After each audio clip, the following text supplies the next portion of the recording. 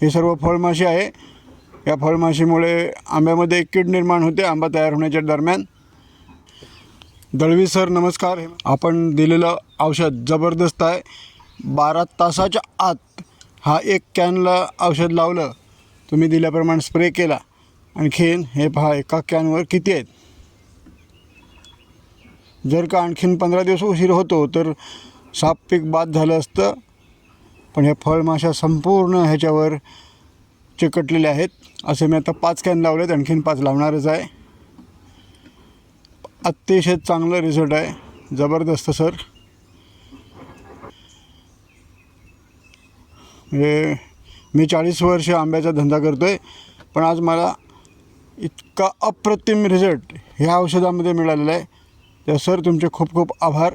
तर हे औषध देवगडचे जे दळवी सर यांनी हे औषध दिलं आणि त्यांनी सांगितल्याप्रमाणे हे मी वापर केलेला आहे आणि अतिशय अप्रतिम असा रिझल्ट मला मिळाला आहे।